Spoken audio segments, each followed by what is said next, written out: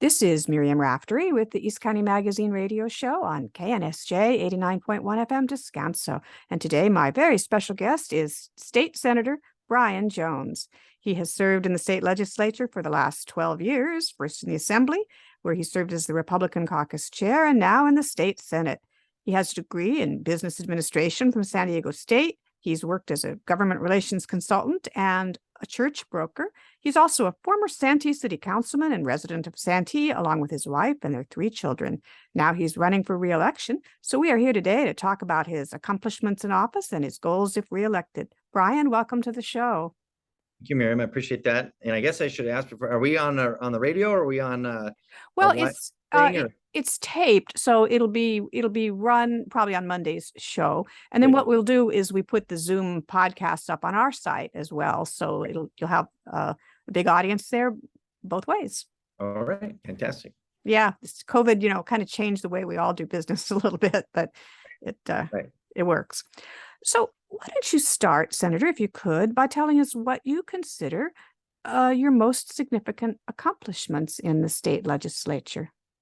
Well, there's 2 things. And, a lot of people, when they're asked that question, sometimes my answer is a little bit surprising because I kind of break down my service to the community into two main categories, but then, supported by other categories. So, sure. So I think when most people ask that question, they're asking, in Sacramento legislative, and certainly there's accomplishments there that we can talk about.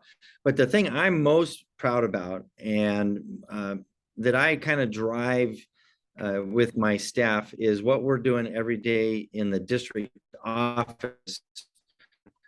Could you repeat the phone? I don't know if you're on a phone. Hang on. Represent. If you could repeat that, the connection cut out and we couldn't hear you. I heard as far as what a senator does or staff does every day or something, but. Okay. So each senator represents about 1 million. It is telling me that my internet is unstable. Really? Why is that? Do you want to try to reconnect or? Yeah, it's frozen now. It just froze up. Okay. We should be, Give it a second.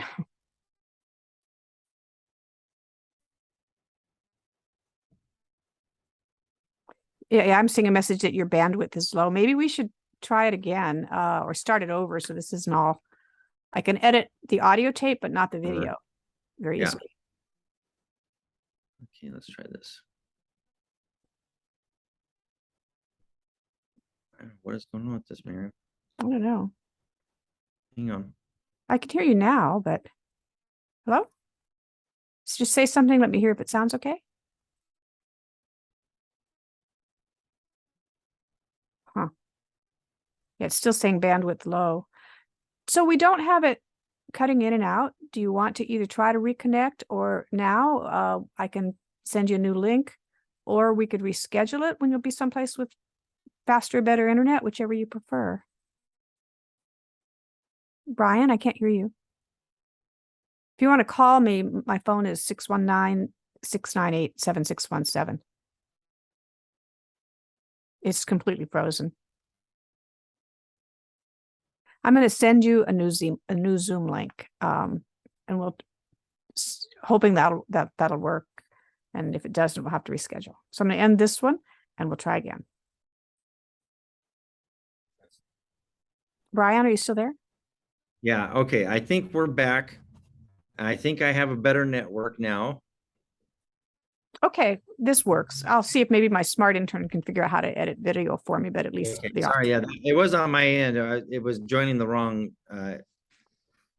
network. So but I'm on the network now. Okay, that sounds great. So let me just rephrase the question. So you were going to tell us about what you consider, or Senator, what do you consider your most significant accomplishments since you've been in the state legislature? Great. So when that question is asked, I think a lot of times people expect the legislator to answer, what legislatively in Sacramento they've done. There's actually, for me, there's 2 aspects to that question. What is the person doing in Sacramento representing, and then, but also what's happening in the district. And for myself, I really drive with my staff that the district operation is the most important thing that we do, because that's where government meets the road for my million constituents. And so we have a very vibrant, very active, very proactive district staff that takes care of constituent services. Yeah, I will give a shout out to Lori on your staff who helped me with the DMV problem, and she was awesome.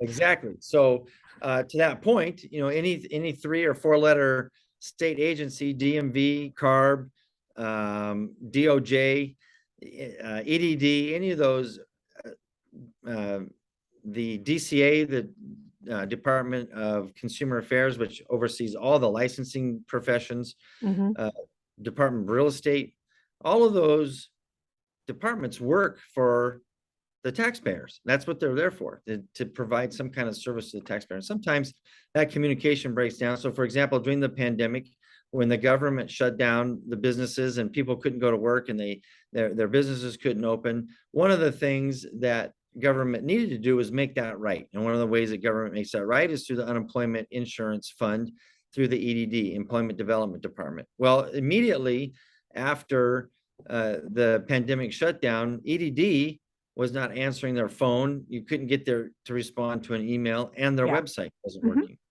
So my district staff helped 2,500 families in that 24 months.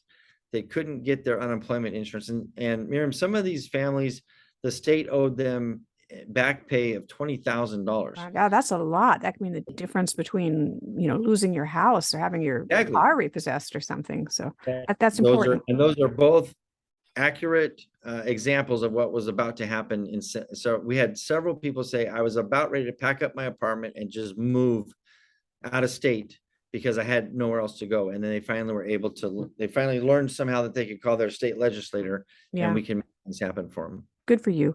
You know, it's often difficult, I know, to get legislation signed into law when you're a member of the minority party, whether that's Republicans in Sacramento right now, or say, you know, Democrats when Trump had control of Congress.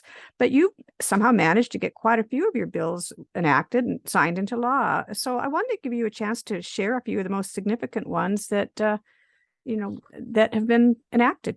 Well, you know, this year, 9 of my bills have made it to the governor's desk. He's signed 3 of them. He's unfortunately vetoed 1. So we've got 5 to go. We've got till the end of the day tomorrow for him to make up his mind. I think he signed 1 this morning, actually. If you send me an update when I do the write-up for the website, at least, or on the radio, I can add that, you know, since this recording, the following bills have been signed or vetoed as well. But tell us what you know about right now. So he signed SB 1421. He has signed, let me get you a list. And basically what they do or what those were about. So 1421 is the one that deals with it's the one he signed yesterday as part of his housing and homeless package. It deals with the homeless commission up in Sacramento. As you know, and your viewers and readers know, that a big part of the homeless community are developmentally disabled folks that they really don't have a voice in government. And we've been working on this issues. I'm part of the Disability Access Commission for California. And so my bill will assign on one of these commissions a former homeless with a developmental disability will have a seat at the table on one of these commissions to add that voice and that perspective as the state is dealing with the homeless issues. Very good. Now, did your catalytic converter bill get signed into law? Unfortunately, my catalytic converter bill died, but there were 8 other catalytic converter bills. 2 of them made it through the process. I co-authored both of those, and I think one he signed into law earlier this week. That's good to help cut down on catalytic converter theft. I'll get you an update on the catalytic converter legislation. That sounds good. What other ones of yours have made it into law, or do you think are likely to get signed that are sitting there waiting on a decision by the governor right now? I did a licensing reform bill for professional engineers, land surveyors, and geologists. He signed that one. I did a bill for fiduciary continuation for seniors, persons with disabilities, and children when they have a fiduciary that, and it's a very nuanced thing. But anyways, if they're fiduciary, it becomes incapacitated for something, the courts can automatically assign a new one. I had a bill earlier in the year that he signed that helps foster kids with their healthcare needs. Mm, And earlier in the year, also a bill that helps with business owners by streamlining some of their bureaucratic paperwork. And so you'll notice I serve on the Human Services Committee. So some of my bills this year were a result of that, and being on that commission great. as well.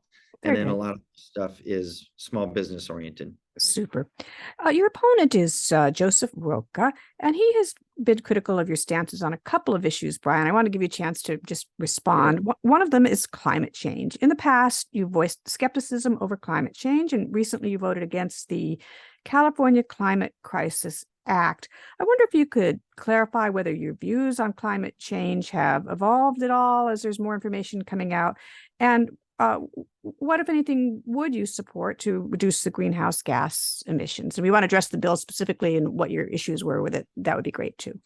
Sure. That particular bill, I don't remember the specific aspects of it. I can certainly, I have notes on it somewhere. I can get back to it. My skepticism is based on government's response to climate change, and we're living through right now one of the most historic droughts in our history, We are. with Lake Mead and Lake Powell being at a historic and dangerous lows. So we know that the climate change, we know the climate is changing.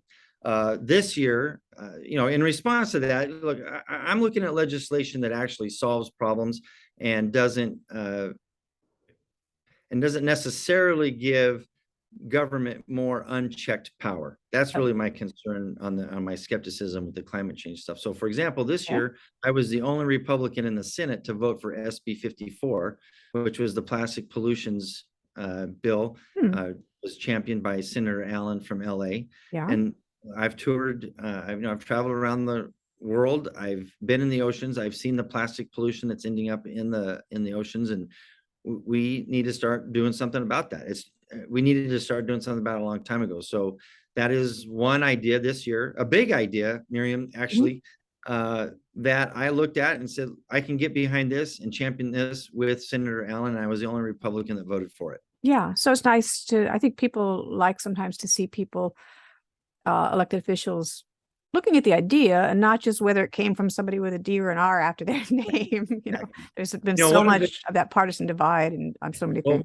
One of the things you started this question with was getting stuff done, being in the minority party. I will let you know that the frustration is bipartisan. Actually, my Democrat colleagues don't get all of their ideas through the legislature. That's true. They don't. Sometimes the governor vetoes theirs too. So. Exactly right. So they get to be as frustrated as me at times. True. That's true.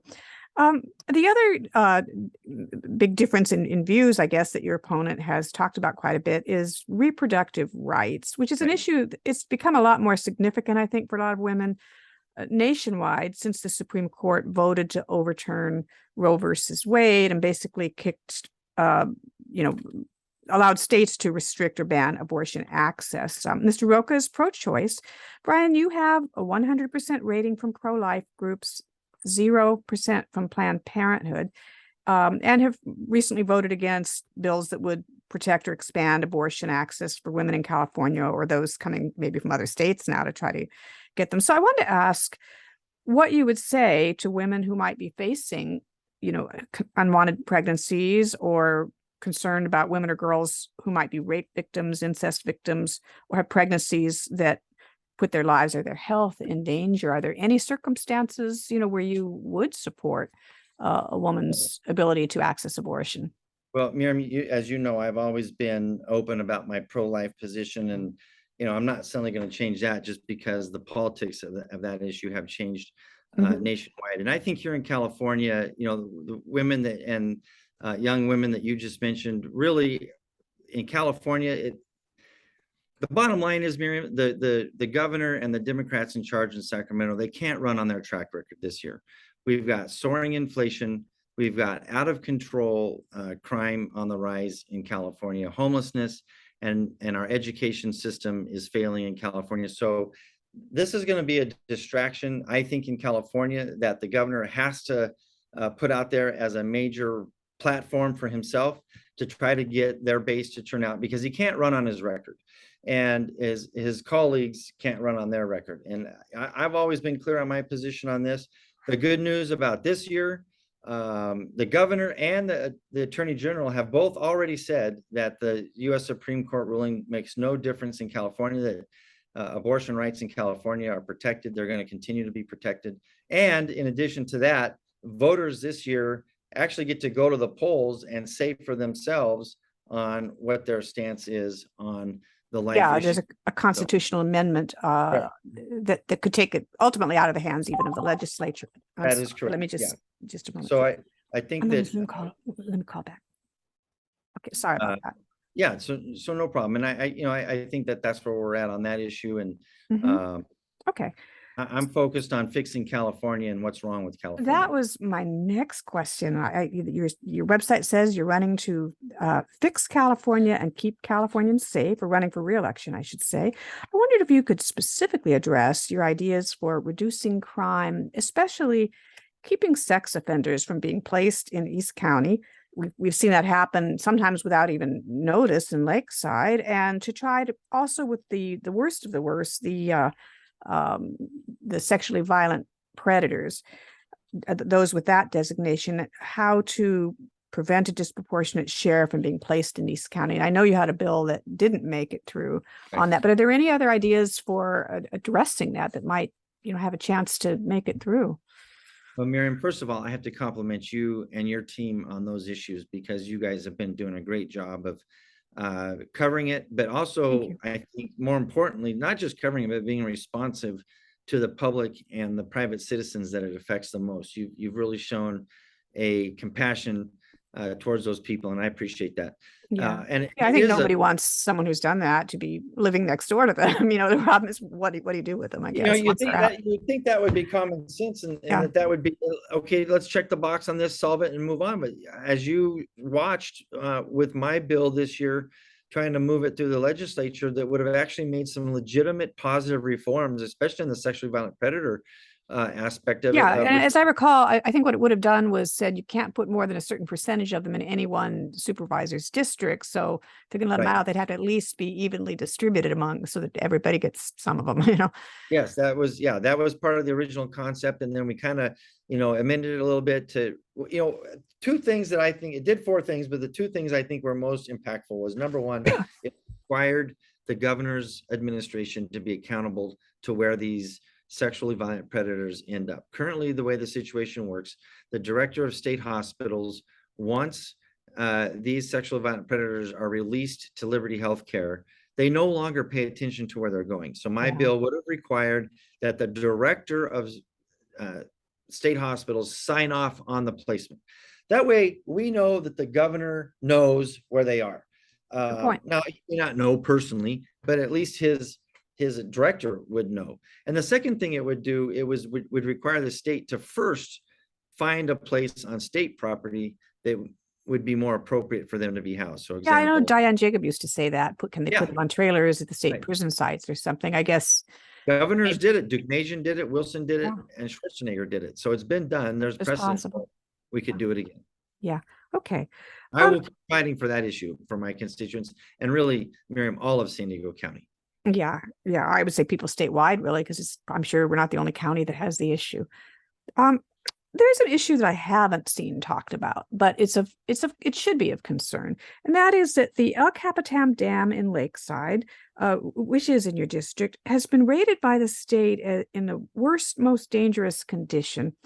Has been rated as having the highest possible risk of loss of life if it were to break. And we've seen at one point when I first researched this, there were 3 dams that were bad like that. And the other 2, there's been some money put forward to at least partially fix them. But I haven't seen that happen for the El Capitan Dam yet.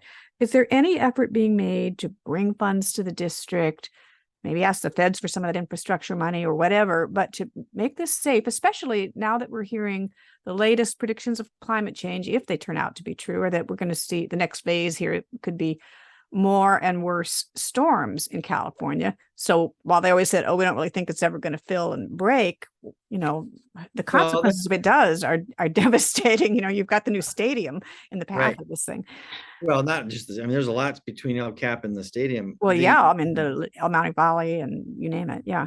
So I don't know if you saw earlier in the year, I did an article with, I believe, AP, and then they were doing a statewide story, but I met the reporter out at um, Lake Jennings, and we did a story. And we talked about El Cap I specifically. missed that. It may have been when I was out of the country or I had Okay, a well, death in my immediate family in April. So I apologize if I missed that one. I'll have somebody send it to you. It was, Yeah.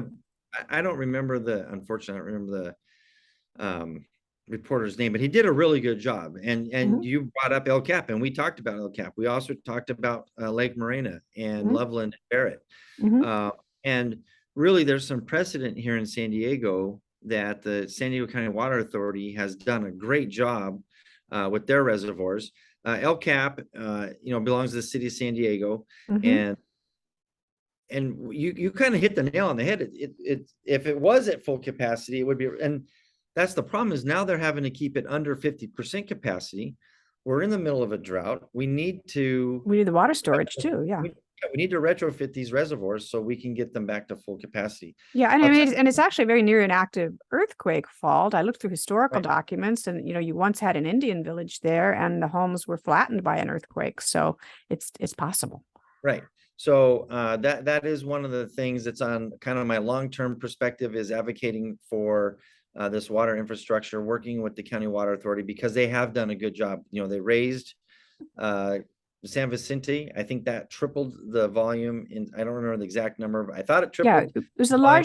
largest dam raise in the nation. I remember that Right. much. Yes. Mhm. And then you remember they built new infrastructure tunnels from San Vicente to the aqueduct so that they could move water from Livenhain, Lake Hodges to San Vicente back and forth. Mhm. And so we need to be able to do more of that.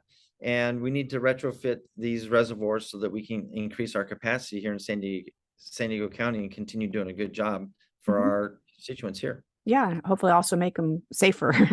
Right, exactly. And I'm sure in addition to San Vicente, San Diego County Water Authority signed historical agreements with farmers in the Imperial Valley to buy water from them Yeah.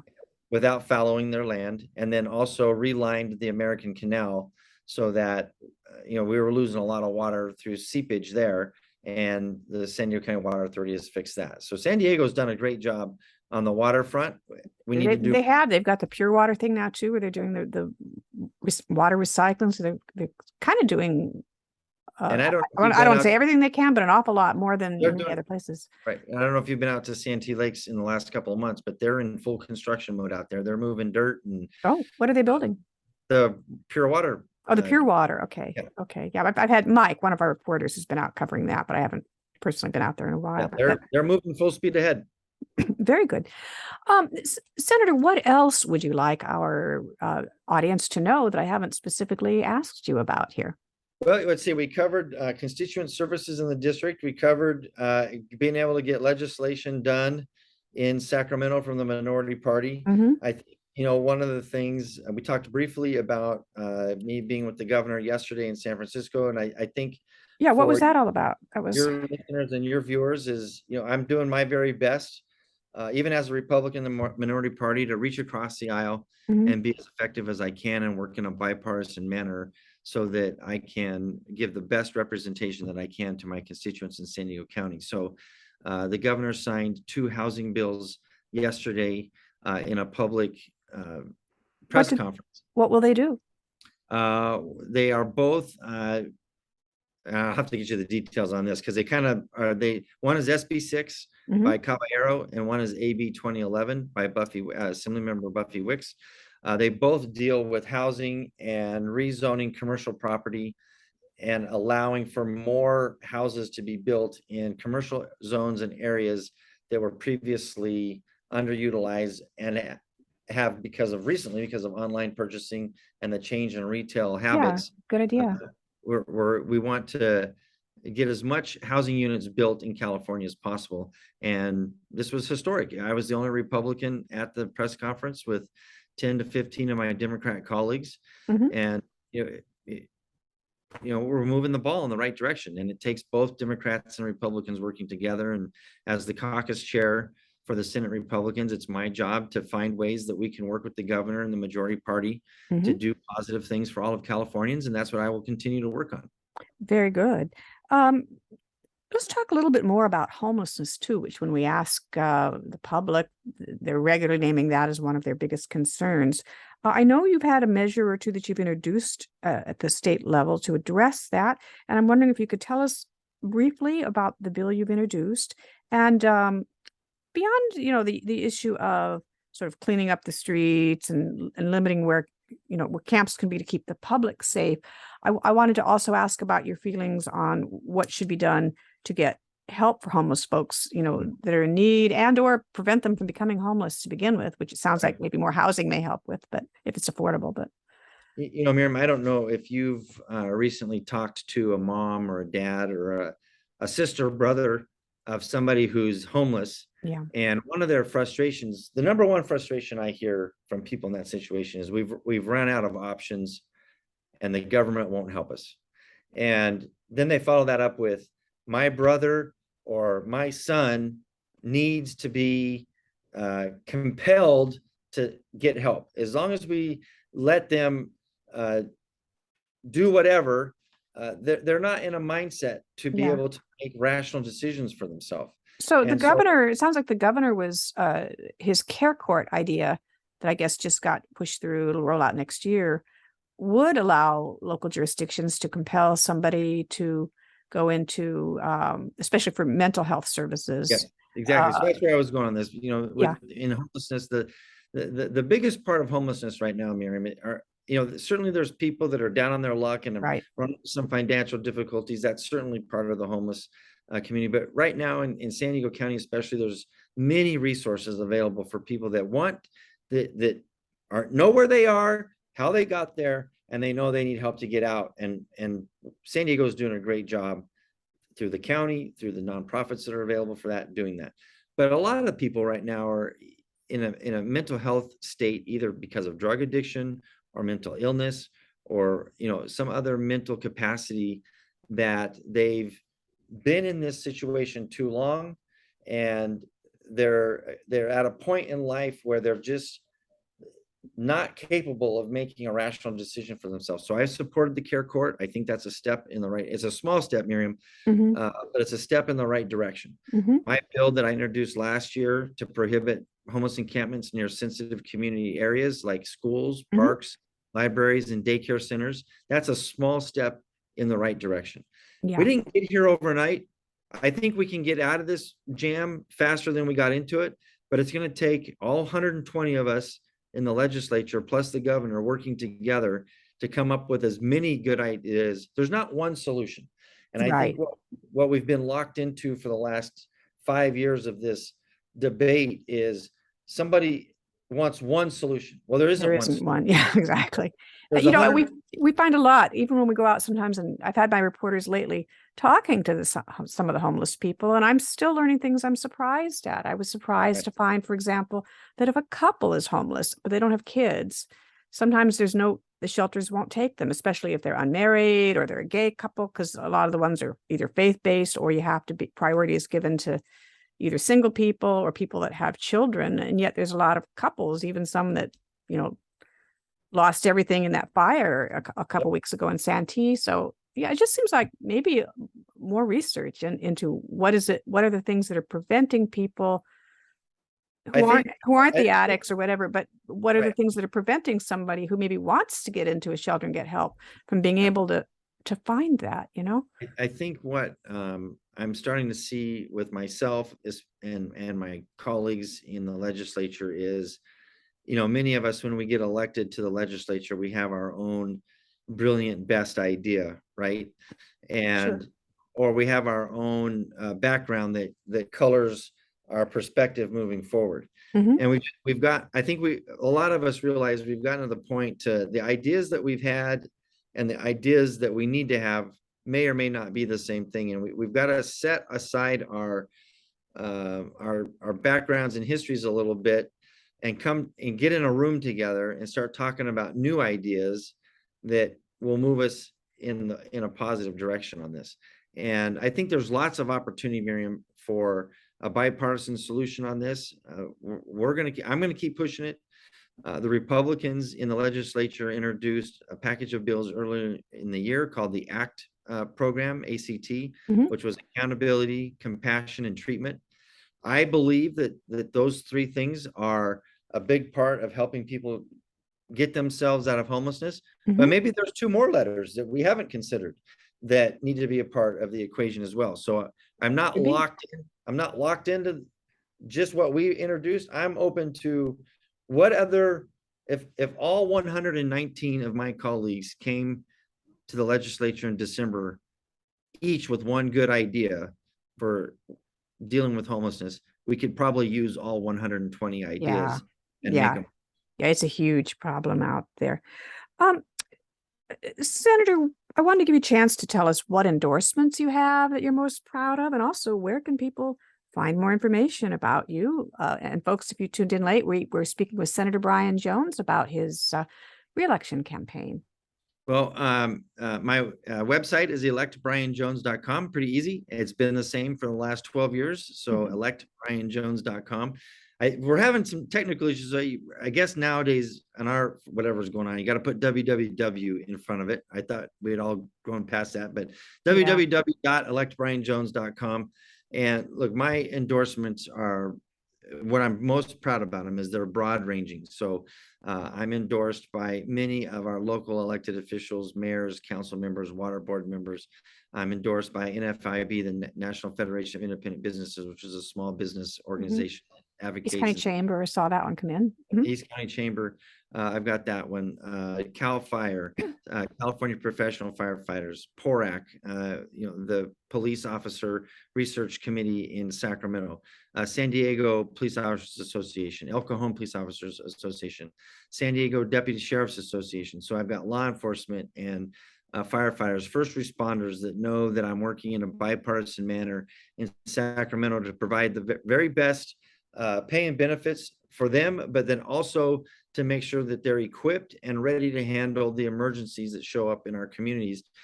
For example, we've expanded the number of helicopters in San Diego County, firefighting helicopters and police helicopters.